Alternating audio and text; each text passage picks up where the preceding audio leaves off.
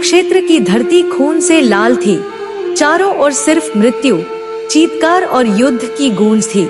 और वही एक योद्धा अंतिम सांसें गिन रहा था, जिसका नाम था सूत पुत्र कर्ण, जिसने जीवन भर दान दिया, पर मृत्यु के समय उसके पास कुछ भी नहीं था। लेकिन जब कर्ण का जीवन समाप्त हुआ तो श्री कृष्ण ने वो शब्द कहे जो आज तक किसी को नहीं बताए गए। श्री कृष्ण ने कर्ण को वो दिया जो आज तक किसी को नहीं मिला। तो वीडियो अंत तक जरूर देखिए, क्योंकि कर्ण की मृत्यु नहीं, उसके बाद का सच आपको हिला कर रख देगा। कर्ण अकेले खड़े थे युद्ध के मैदान में। उनका रथ के पहिया धरती में धंस चुका था, शरीर थका हुआ था और हाथ बिल्कुल खाली। तभी श्री कृष्ण ने अर्जुन से कहा, हे पार्थ, यही समय है कर्ण का वध करने का। अर्जुन ने धनुष उठाया और बाण चढ़ाया, लेकिन तब कर्ण ने श्री कृष्ण से कहा, हे मधुसूदन, क्या यही धर्म है? मैं निहत्था हूँ, रथ के बिना हूँ, और आप अर्जुन से मुझे मारने को कह रहे हैं। क्या ये न्याय है? श्री कृष्ण का चेहरा गंभीर हो गया। उन्होंने शांति से जवाब दिया, हे सूर्य पुत्र कर्ण, जब द्रौपदी को भरी सभा में अपमानित किया गया तब तुमने धर्म निभाया था।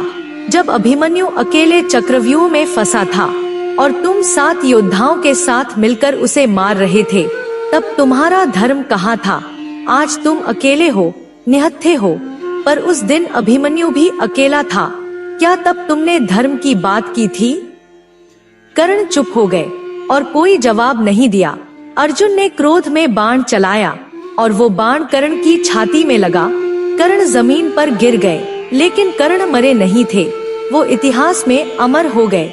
श्री कृष्ण एक क्षण को रुके और फिर वो कर्ण के पास पहुँचे, जिसने जीवन भर न किसी से सहानुभूति मांगी, न किसी से अपनी पीड़ा बांटी। वो वीर योद्धा था कर्ण। श्री कृष्ण कर्ण से बोले, हे सूत पुत्र कर्ण, तू सिर्फ एक योद्धा नहीं था, तू सूर्य पुत्र था, कुंती का पुत्र, पांडवों का सबसे बड़ा भाई। पर तेरा भाग्य तुझसे भी बड़ा निकला। तू वो था जिसने जन्म से नहीं, कर्म से अपना परिचय दिया।